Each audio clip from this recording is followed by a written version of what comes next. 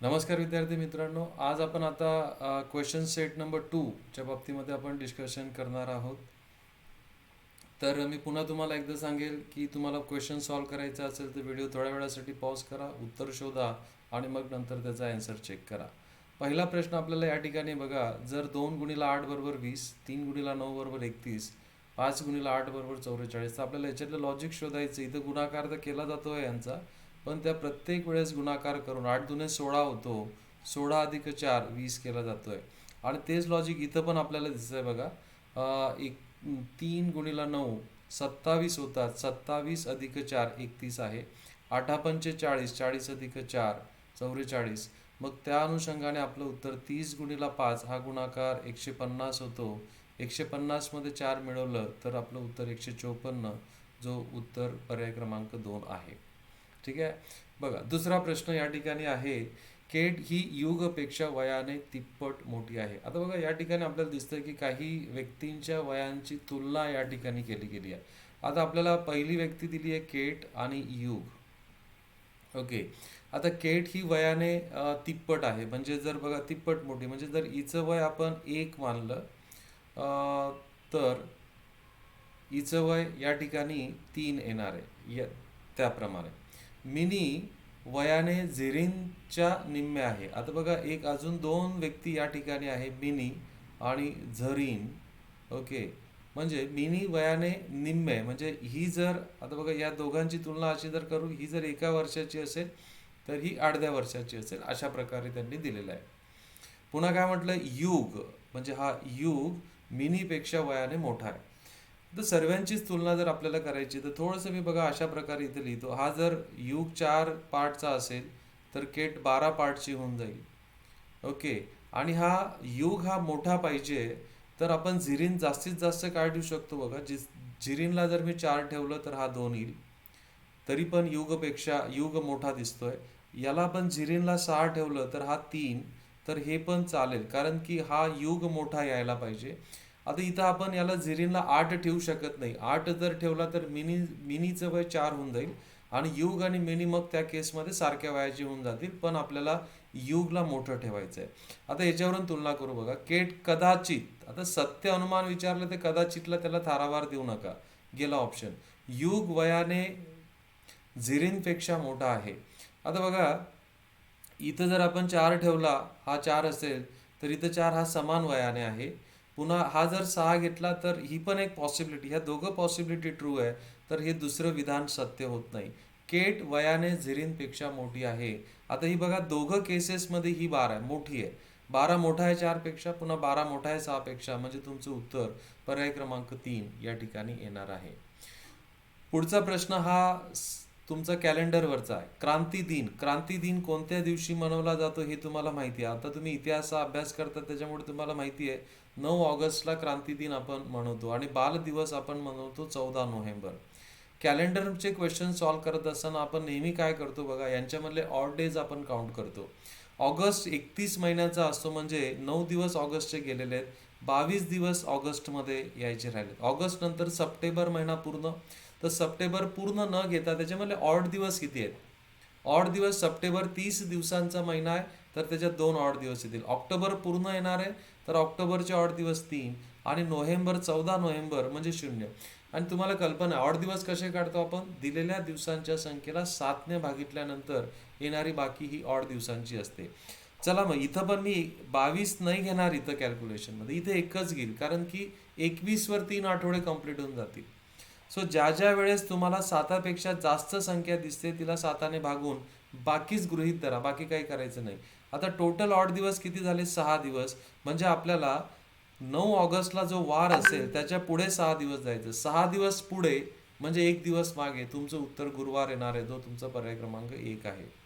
पुढचा प्रश्न बघा, इथं हा दिशा ज्ञानावरचा आहे. दिशा ज्ञानावरचे प्रश्न सॉल्व्ह करताना आपण वाक्य वाचतो आणि तेवढी आकृती काढतो. नीरज पश्चिमेकडे तोंड करून उभा आहे. तो 9 मीटर उत्तरेला गेला. 9 मीटर तो उत्तरेला गेलाय. डावीकडे वळून तो 7 मीटर सरळ गेला. ओके. पुन्हा डावीकडे वळून 9 मीटर गेला, म्हणजे हा दोघं पॉईंट या ठिकाणी हे सारख्या पॉईंटला असतील, हे पण 9 अंतर आहे. ओके.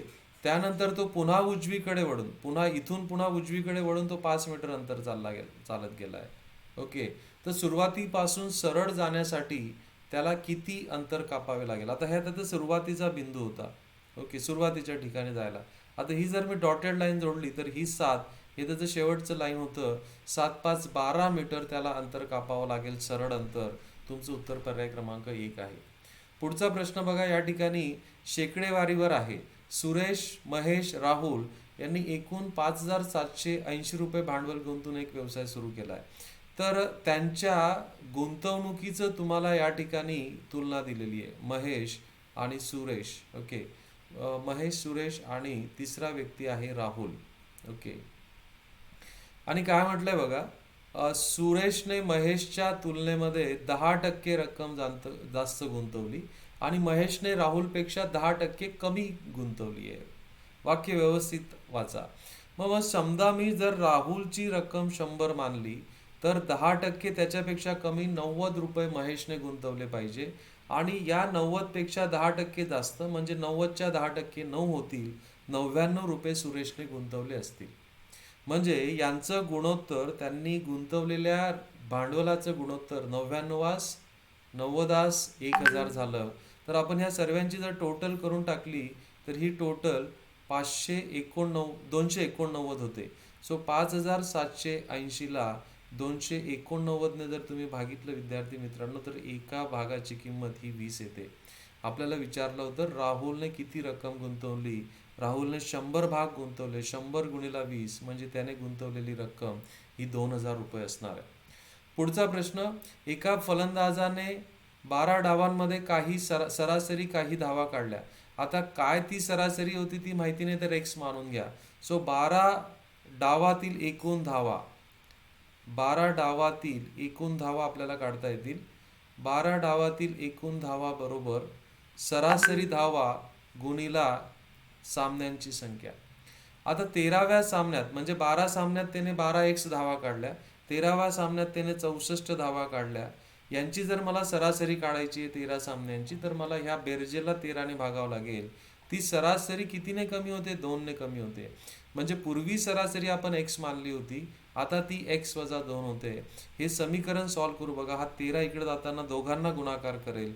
12x अधिक 64 बरोबर 13x वजा 13 दुने 26. आता 12x इकडे त्यांना मायनस होऊन जाईल आणि हा इकडे ॲड करून जाईल. सो ही जर ॲडिशन जर तुम्ही केली तर ही ॲडिशन ही 90 येऊन जाणार आहे. 64 अधिक 26 ही ॲडिशन तुमची 90 येऊन जाणार आहे. आता 90 म्हणजे काय झाली? ही 12व्या सामन्यानंतरची धावसंख्या आहे.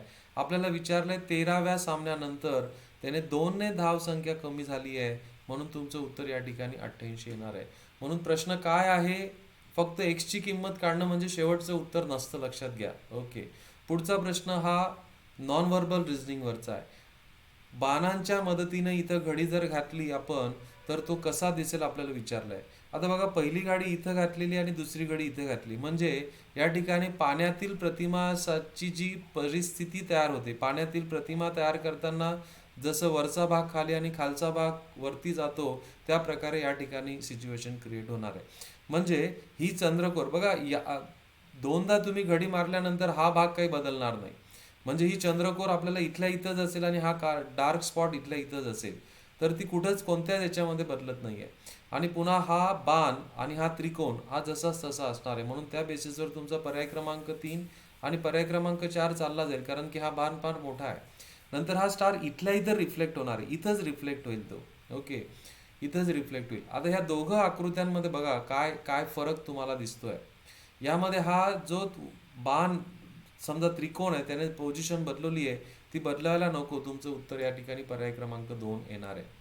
पुढचा प्रश्न हा सुंदर प्रश्न, याला आपण म्हणतो पझलचा प्रश्न. या ठिकाणी प्रश्न व्यवस्थित वाचणं फार महत्त्वाचं आहे. एका सांकेतिक भाषेत ABCDEFG यांच्याबद्दल 4 5 6 7 8 9 10 हे अंक वापरले जातात, परंतु ज्या दिलेल्या क्रमाने आहेत त्या क्रमाने नाही. बी साठी 7 8 अथवा 7 यापैकी कोणताही अंक नाही. ठीक आहे, असू द्या, थोडंसं बाजूला ठेवू त्याला. ए साठी पहिला विषम अंक, आता ए साठी दिलेल्या अंकांमधला पहिला विषम अंक 5 आहे आणि डी साठी सर्वात मोठा सम अंक वापरला, म्हणजे डी साठी सर्वात मोठा सम इथं 10 आहे. आता सी साठी 6 किंवा 10 संकेत वापरलाय. सी साठी 6 किंवा 10, पण आपण डी लाच ऑलरेडी 10 देऊन टाकलंय म्हणून सी ला उरेल 6. ओके. ई साठी 4, 8, 9 यापैकी कोणताही अंक नाही. आता बघा ई साठी 4 नाही, 8 नाही, 9 नाही, 10 पण नाही, 5 पण नाही, 6 पण नाही, कारण हे ऑलरेडी अलॉट केले गेलेले आहेत. म्हणजे ई साठी 7 हा अंक राहतो. एफ साठी 7 तरी किंवा 9 तरी आहे. आता 7 ऑलरेडी आपण ई ला दिला आहे, तर याच्यासाठी 9 राहील. आता 2 अल्फाबेट तुमचे राहिले बी आणि जी. आता बघा बी साठी काय काय नव्हता, 8 नाही आहे, 7 नाही, बी 8 तर गेलाय त्याच्याकडचा ऑप्शन. आता 8 नसेल तर त्याला फक्त 4 द्यावा लागेल आणि जी ची क्रमांक तुमचा 8 होणार आहे. टाका याच्यामध्ये किमती. सी ची व्हॅल्यू आपण 6 काढली, एफ ची व्हॅल्यू 9, सो 9 × 54 अधिक ई ची किंमत काढली आपण 7 आणि जी ची किंमत काढली 8, 7 × 8 = 56 वजा डी ची किंमत 10 भागिला ए तुमचा 5 आहे आणि बी तुमचा 4 आहे, 4 × 5 = 20. सो 54 अधिक 56, 110 वजा 10, 100 भागिला 20 म्हणजे तुमचं उत्तर 5, जो पर्याय क्रमांक 1 आहे. पुढचा प्रश्न आपल्याला या ठिकाणी एक शृंखला कंप्लीट करायची. आता हा खूप महत्त्वाचा प्रश्न बघा, बरेच विद्यार्थी याच्यामध्ये चुकले. 65, 76 या ठिकाणी जी वाढ झाली ती 11ची वाढ झाली आहे. पुढची वाढ जर तुम्ही बघितली तर ही पुढची वाढ 13ची झालेली आहे. तर पुढची वाढ जर तुम्ही बघितली तर ही वाढ 17ची झाली आहे. याच्या पुढची जर वाढ बघितली विद्यार्थी मित्रांनो, आता इथं एकदमच वाढ तुमची कमी झाली, इथं 7ने वाढ झाली आहे. तर ही 11ची वाढ नेमकी का होते की 65च्या अंकांची बेरीज ही 11 आहे. इथं 13ने का वाढ होते, कारण की 76च्या अंकांची बेरीज ही 13 आहे. इथं 89च्या अंकांची बेरीज ही 17 आहे आणि इथं 106च्या अंकांची बेरीज 1 + 0 + 6, म्हणजे इथं पुढे होणारी वाढ ही 5ची असेल, कारण 113च्या अंकांची बेरीज ही 5 होते, म्हणून तुमचं उत्तर 118 येणारे. हा खूप सुंदर प्रश्न आहे. पुढचा प्रश्न बघा, प्राणी संग्रहालयात काही हत्ती आणि काही बदके आहेत. आता हत्ती असतील तर हत्तीला मान 1 आणि 4 पाय, बदक असतील तर त्याला पण मान 1 आणि 2 पाय. त्यांच्या मानांची संख्या 37 आहे, पाय मोजल्यास 116 भरतात, तर हत्तींची संख्या किती? अशा प्रकारच्या प्रश्नांमध्ये तुम्ही पर्यायांची मदत घ्या. हत्तींची संख्या जर मी 16 मानली, जर हत्ती मी 16 मानले तर बदके त्या ठिकाणी 21 यायला पाहिजे, कारण दोघांची टोटल 37 व्हायला पाहिजे. पायांची संख्या जर घेतली तर हत्तीचे पाय 16 × 64, ओके, आणि बदकांचे पाय 21 × 42, यांची जर टोटल जर मी केली ती 106 होते, पण मला पायांची टोटल 116 पाहिजे होती, म्हणजे माझं हे उत्तर येणार नाही. आता मी दुसऱ्या पर्यायाच्या मदतीने मी जर हत्ती 21 घेतले तर मला बदके 16 घ्यावे लागणार आहेत. मग हत्ती 21 घेतल्यानंतर त्यांच्या पायांची संख्या 84 आणि यांच्या पायांची संख्या 32 होईल, तर दोघांची बेरीज 116 मॅच होते, म्हणजे तुमचं हत्तींची संख्या ही 21 असायला पाहिजे. पर्यायांच्या मदतीने हे खूप लवकर त्या ठिकाणी होईल. पुढचा प्रश्न बघा, या ठिकाणी नातेसंबंधांवरचा आहे. आता ही पूर्ण इन्फॉर्मेशन वाचण्यामध्ये वेळ वाया घालवू नका. डायरेक्ट जे जे सिम्बॉल्स वापरले ते सिम्बॉलची इन्फॉर्मेशन वरती वाचू आपण. X dollar symbol Z. Dollar सिम्बॉलचा अर्थ काय होतो, पहिली व्यक्ती दुसऱ्याची पत्नी आहे, म्हणजे एक्स ही पत्नी आहे. पत्नी असेल तर तिला आपण वर्तुळात टाकू. कोणाची पत्नी आहे? झेडची पत्नी, म्हणजे झेड पुरुष आहे. नंतर झेड मोठा आहे कोणापेक्षा? पी पेक्षा.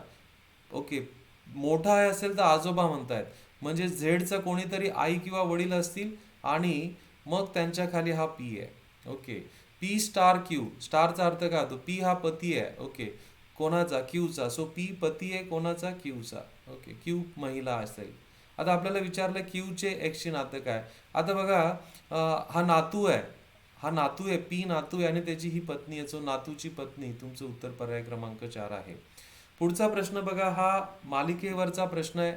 जर तुम्ही याला थोडासा विचार जर केला तर स्टार एन आणि हा सिम्बॉल इथून इथं असा दिसतोय आपल्याला.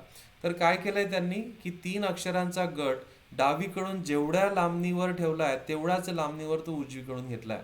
म्हणजे बघा 1 2 3 4 5 6 7 8 9 10 11, तर इकडून 11 नंबर सोडून द्या. बघा हे 3 आणि 3 6 आणि 3 9 आणि 2 11, तर तुमचा ग्रुप हा असा येणार आहे, इकडच्या बाजूला जाणारा circle E P. Circle E P जो तुमचा पर्याय क्रमांक 4 आहे. पुढची पण सिक्वेन्स तुम्हाला त्या प्रकारे दिसेल. बघा या ठिकाणी आपल्याला एक प्रश्न विचारला आहे, तो बैठक व्यवस्थेवरचा. फार तुटपुंजी माहिती या इन्फॉर्मेशन मध्ये दिलेली आहे. सर्कलमध्ये 6 व्यक्ती बसलेले आहेत. 6 व्यक्ती आपण अशा पद्धतीने या ठिकाणी बसू शकतो आणि काय म्हटलंय बघा, डी हा ए आणि ई च्या विरुद्ध बाजूला बसत नाही. सी हा नेहमी बी च्या विरुद्ध बाजूला बसतो. म्हणजे सी जर मी इथं ठेवला तर बी मला इथं ठेवायला पाहिजे. आता बघा, डी जर इथं ठेवला मी तर इथं मी कोणत्याही परिस्थितीमध्ये ए आणि ई ठेवू शकत नाही. इथं जर ए ठेवला तर मी इथं ई ठेवेल, किंवा इथं ए आला तर इथं ई येईल. यांची जागा फिक्स नाही आहे, म्हणजे इथं एफ यायला पाहिजे. कारण आपल्याला म्हटलंय डीच्या विरुद्ध बाजूला ई आणि ए नको आहे. तर आपल्याला काय म्हटलंय, डी आणि बीच्या मध्ये कोण बसलेला असेल, डीच्या बी आणि बीच्या मध्ये या दोघांपैकी कुठला तरी एक जण बसण्याची शक्यता, म्हणून तुमचं उत्तर पर्याय क्रमांक 3 आहे. पुढचा प्रश्न बघा, या ठिकाणी आपल्याला या गटात न बसणारी संख्या आपल्याला निवडायची आहे. विसंगत गट निवडायचा आहे. आता बघा, हा तुम्ही जर बघितलं तर 4चा वर्ग 4 वजा 1 असा आहे. म्हणजे आपल्याला थोडंसं विचार जर तुम्ही केला, हा 2चा वर्ग वजा 1 म्हणजे 3 होतो. 3चा वर्ग वजा 1 म्हणजे 8 होतो. पुढे 5चा वर्ग वजा 1 हा 24 होतो. तर आता हे 2, 3, 5 ह्या मूळ संख्या आहेत. मग पुढे 7चा वर्ग वजा 1 49 वजा 1 48. 7 नंतरची येणारी मूळ संख्या 11, 11चा वर्ग वजा 1 120. तर हे बरोबर सिक्वेन्स लागते, पण इथं मला 48 दिसत नाही, तिथं 47 दिसतोय. म्हणजे विसंगत संख्या ही 47 आहे. ही कशाची शृंखला आहे? क्रमवार मूळ संख्यांच्या वर्गामधून 1 वजा केलेला आहे. पुढचा प्रश्न बघा, खूप सुंदर आहे हा. कार्लेकर हा बॉबचा एकुलता एक भाऊ आहे. म्हणजे कार्लेकर ओके आणि बॉब हे दोघं भाऊ आहेत. ओके, आता इथं हा ज्याला जो आहे ना तो महत्वाचा आहे. ज्याला एकच मुलगा आहे, सॉम. म्हणजे हा बॉबचा मुलगा सॉम आहे, लक्षात घ्या, मुलगा आहे. ओके, आणि हे दोघं भाऊ आहेत म्हणून ते पुरुष आहेत. ओके, आता बघा, सॉमला जॉनी ही एकुलते एक काकू आहे. एकुलते एक काकू आहे म्हणजे ती कार्लेकरांची पत्नी असायला पाहिजे. ओके, ही पत्नी असायला पाहिजे, काकू आहे त्याची.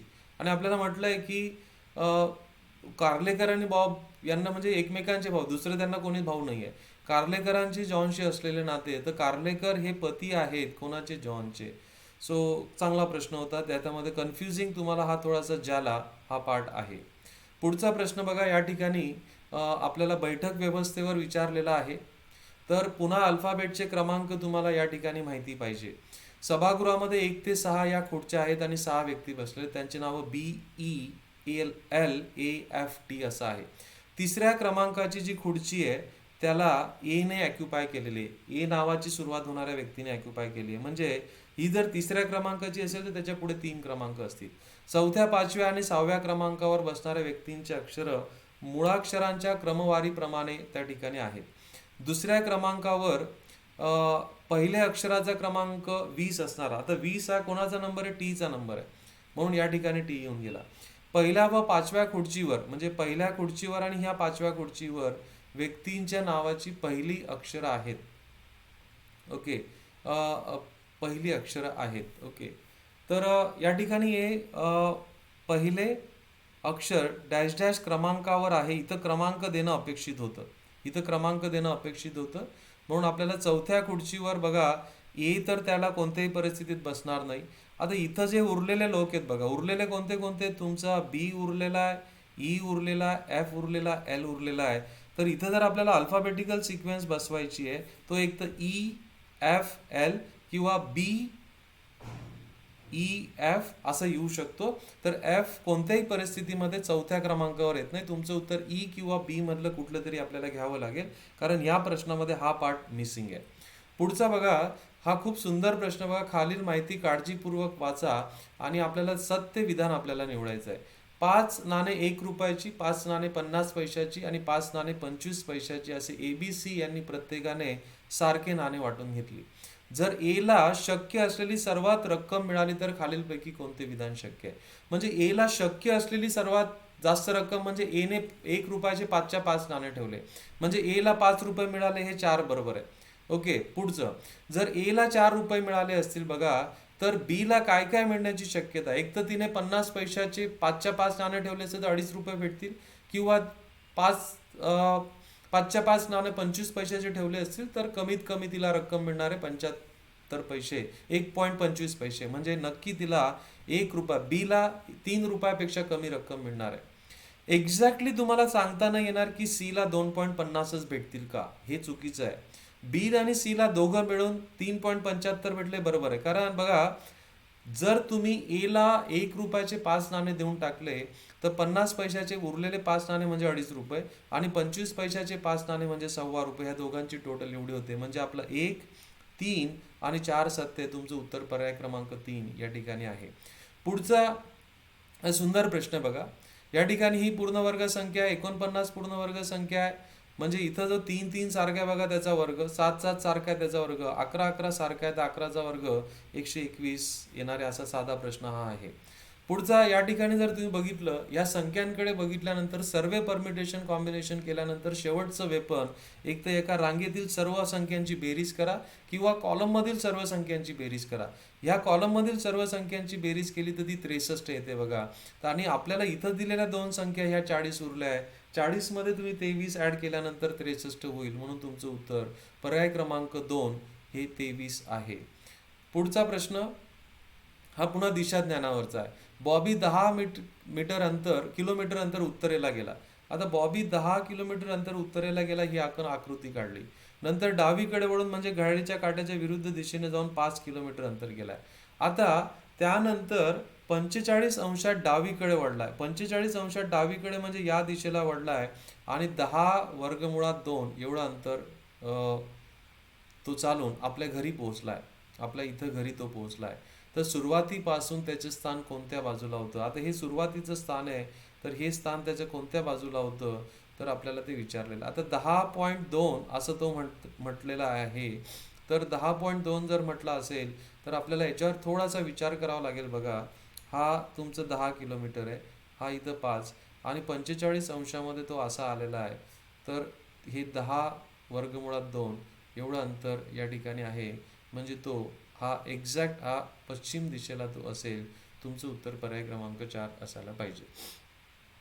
पुढचा प्रश्न बघा, हा चांगला प्रश्न आहे. सॅम आणि जेन हे दोन भाऊ आहेत. ओके, सॅम आणि जेन नातेसंबंधावरचा आहे, मजेशीर प्रश्न आहे.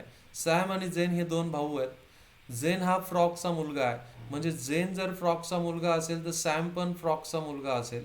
आता फ्रॉकला 5 नातवंड आहेत. अलिसा ही मुलगी असून ती जेनची एकुलते एक अपत्य आहे. कोणाची? अलिसा. ओके, कोणाची मुलगी ती? ओके, जेनची मुलगी आहे. ओके, सॅम ची ती पुतणी आहे ऑब्विसली. फ्रॉकच्या एका मुलाला 2 मुली आहेत. ओके, नीली ही जेनची बहीण आहे. नंतर नीली ही जर जेनची बहीण असेल तर ती फ्रॉकची मुलगी असेल. ओके, आणि तिला 2 मुले आहेत. आता बघा, हिला इथं 2 मुले आहेत, नंतर इथं सॅमला 2 मुले आहेत, 2 मुली आहेत. तर आता असा हा पार्ट कंप्लीट होतोय. म्हणजे 5 नातवंडे झाले बघा फ्रॉकचे, 1 2 3 4 5.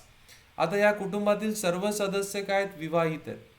प्रत्येक जण विवाहित आहेत. जर आपण हे सर्व सदस्य मोजले तर हे 5 आणि हे 4 9, त्यांचे 9 जोडीदार, 9 वर 9 एकूण व्यक्ती 18 या ठिकाणी होणार आहेत. पुढचा प्रश्न बघा, हा गणितीय क्रियेवरचा आहे. साधा प्रश्न आहे. आपल्याला जे अक्षरांना ज्या क्रियांनी संबोधलेलं आहे ते आपण त्याच्यामध्ये पुटअप करू. डी म्हणजे गुणाकार होतो, सो 8 गुणिला 16. पी म्हणजे भागाकार होतो, सो 16/32. टी म्हणजे बेरीज होते, पुन्हा डी आलाय म्हणजे गुणाकार 32, पुन्हा पी आलाय म्हणजे भागाकार. तर आपल्याला याची व्हॅल्यू काढायची आहे. आता 16/32 म्हणजे 1/2, 8 गुणिला 1/2 म्हणजे 4 झालं. पुन्हा 32/64 म्हणजे 1/2, 16 गुणिला 1/2 म्हणजे 8 झालं. सो 8 आणि 4 12. तुमचं उत्तर पर्याय क्रमांक 1 आहे. हा भागीदारीवरचा प्रश्न बघा, थोडासा किचकट प्रश्न आहे. भागीदारीमध्ये जेव्हा आपण प्रॉफिट शेअरिंग करतो, नफ्याचं आपण जेव्हा गुणोत्तर त्या ठिकाणी काढतो, त्या ठिकाणी गुणोत्तर काढताना त्यांनी किती भांडवल गुंतवलं आणि किती वेळेसाठी गुंतवलं ते महत्त्वाचं आहे. अमन, रमन आणि कीर्तन यांनी अनुक्रमे 12,000, 15,000 आणि 14,500 रुपये गुंतवून एक व्यवसाय सुरू केला. म्हणजे याने 12,000 रुपये गुंतवले, याने 15,000 रुपये गुंतवले आणि याने 14,500 रुपये या ठिकाणी गुंतवले. 3 महिन्यानंतर अमनने 2,000 रुपये गुंतवणूक काढून घेतली. म्हणजे याची 12,000 गुंतवणूक ही 3च महिन्यासाठी होती. त्याच्यानंतर त्याने उरलेले 9 महिने हे 10,000 रुपये त्याने गुंतवणूक ठेवली आहे. 10,000 रुपये ॲडिशन करावी लागेल. आता हे 9च महिने का घेतले? कारण त्यांनी वर्ष अखेर नफा कॅल्क्युलेट केला आहे. रमणने पुन्हा 5,000 रुपये टाकले. आता 3 महिन्यानंतर याने 15,000ला अजून त्याला 5,000ची जोड दिली, म्हणजे आता 20,000 रुपये त्याचे आहे उरलेले 9 महिन्यासाठी.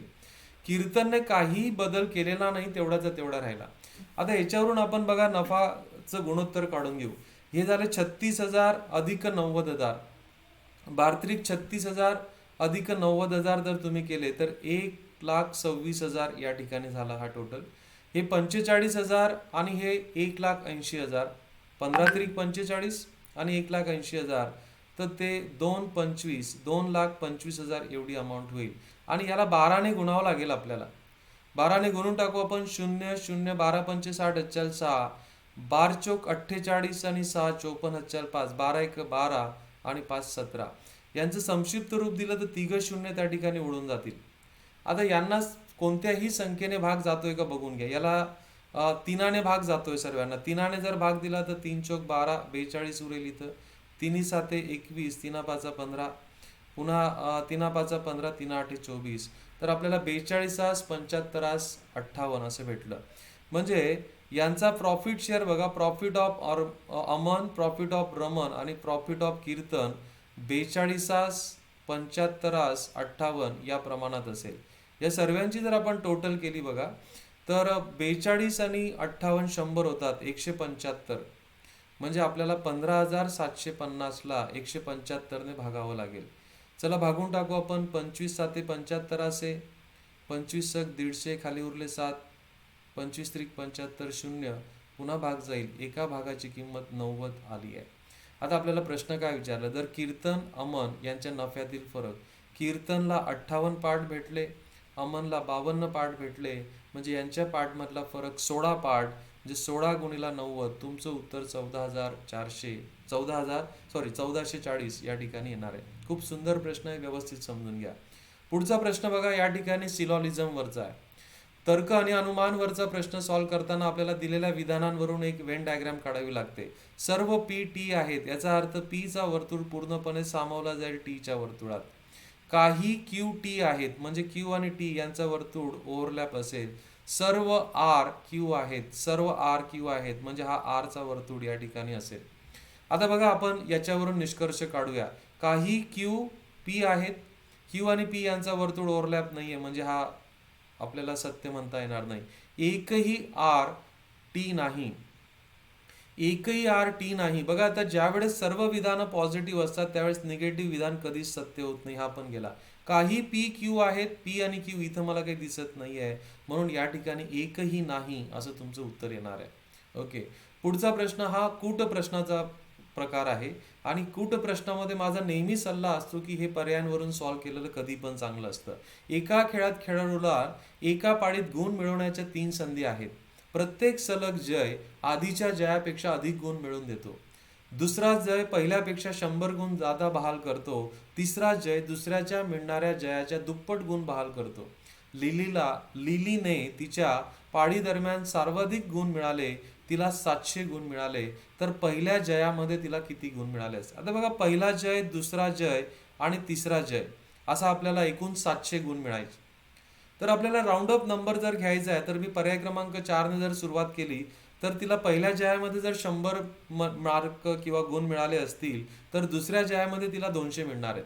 कारण दुसऱ्या जयामध्ये तिला पहिल्यापेक्षा 100 गुण जास्त मिळतात आणि तिसऱ्यामध्ये दुसऱ्याच्या दुप्पट म्हणजे 200च्या दुप्पट इथं 400 भेटतात. यांची जर टोटल 700 होत असेल तर तुम्ही 100 ॲझ्युम केलेलं उत्तर हे बरोबर आहे. 700 होते म्हणजे तुमचं उत्तर हे बरोबर आहे. अशाच पद्धतीने याचा सोडवण्याचा मार्ग असला पाहिजे. पुढचा प्रश्न बघा, या ठिकाणी एका सांकेतिक भाषेमध्ये कोव्हॅलंट हा शब्द असा लिहिला जातोय.